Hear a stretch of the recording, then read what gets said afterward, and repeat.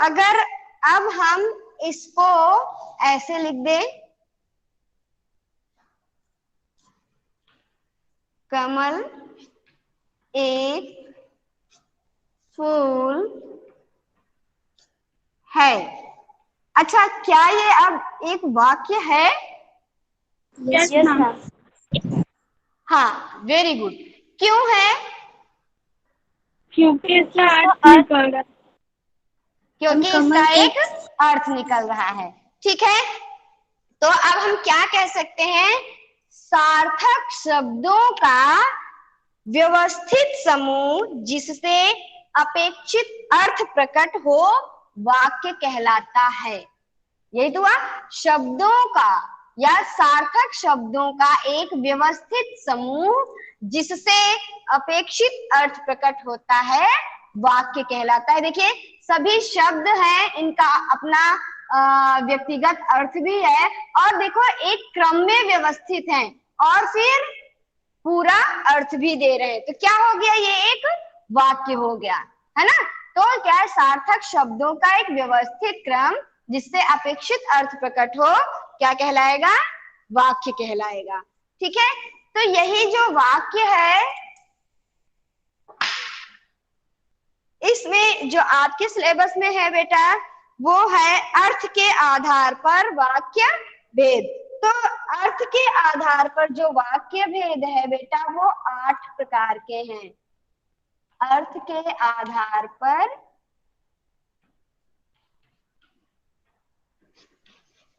वाक्य भेद,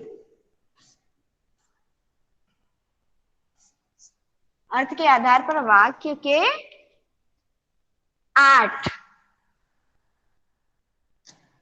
भेद होते हैं। Good morning ma'am.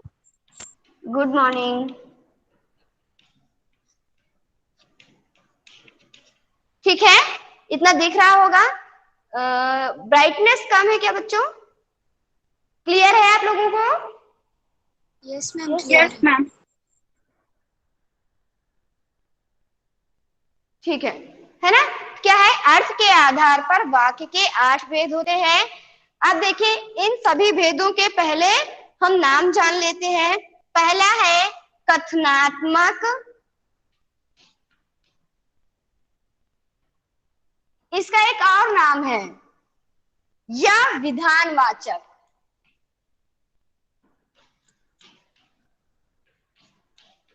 विधानवाचक, चाहे क्वेश्चन आ जाए कथनात्मक वाक्य कौन से हैं, या निम्नलिखित दिए गए उदाहरणों में कथनात्मक वाक्य कौन सा है, या आ जाए निम्नलिखित उदाहरणों में विधानवाचक वाक्य क्या है, कौन सा है, तो क्या होगा आपका?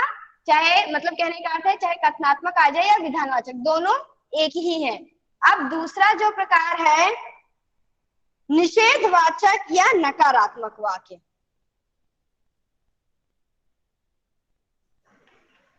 वाक्य, ठीक है, निषेधवाचक, निषेधवाचक या नकारात्मक वाक्य।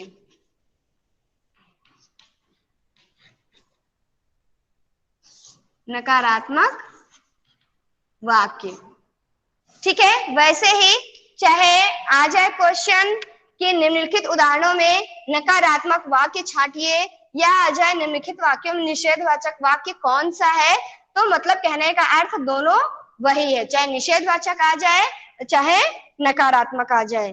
फिर हम देखते हैं तीसरा प्रश्नवाचक।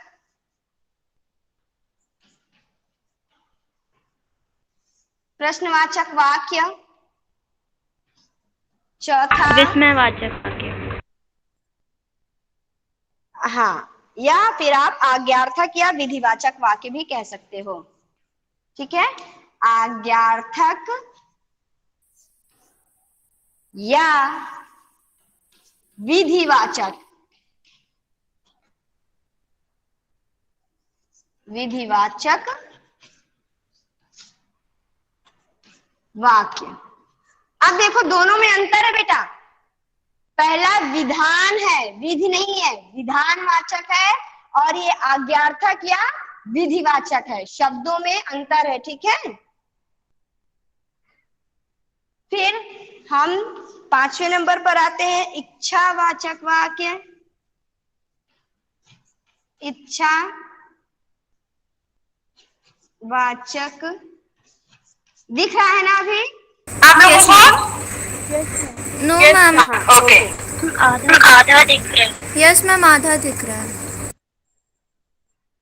कहाँ तक? चौथे नंबर तक दिखा है बेटा? Yes ma'am. Yes ma'am. Yes ma'am. 5वां नहीं दिख रहा है ना? No ma'am. मैम 5वें का अच्छा। वाचक बस दिख रहा है। अच्छा, एक मिनट, हम थोड़ा सा नीचे कर देते हैं, है ना।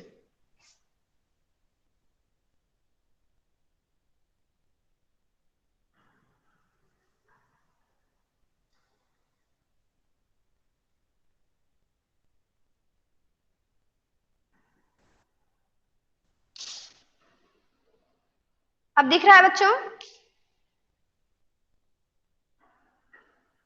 नो अभी भी मैम। नहीं दिखा?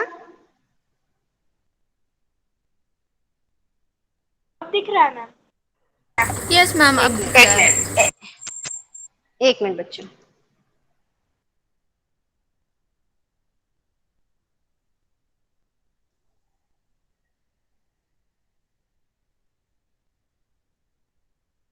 अब दिख रहा है?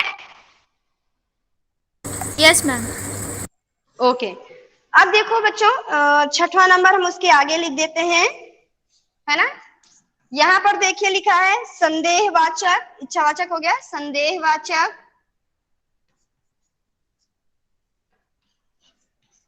संदेहवाचक वाक्य, ठीक है। 7वां देखिए विस्मयादिबोधक वाक्य,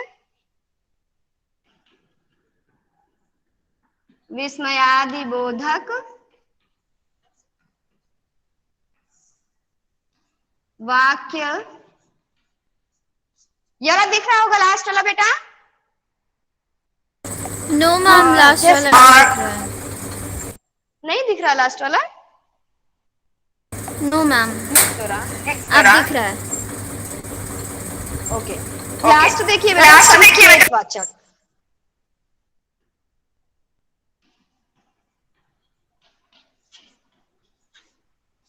संकेतवाचक वाक्य, ठीक है। तो सभी बच्चे आज पहले तो सभी वाक्य याद करेंगे, ठीक है। 8 के नाम आप लोग याद करेंगे। 8 जो वाक्य हैं ये सारे नाम अभी तुरंत याद करेंगे, फिर हम आगे सभी का डिटेल करेंगे।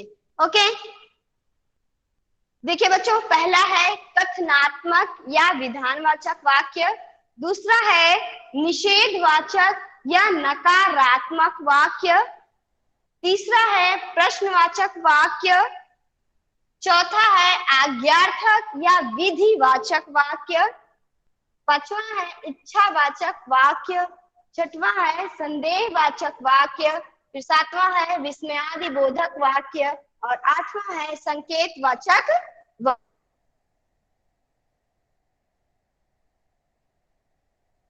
वाक्य। ओके, आप सभी बच्चे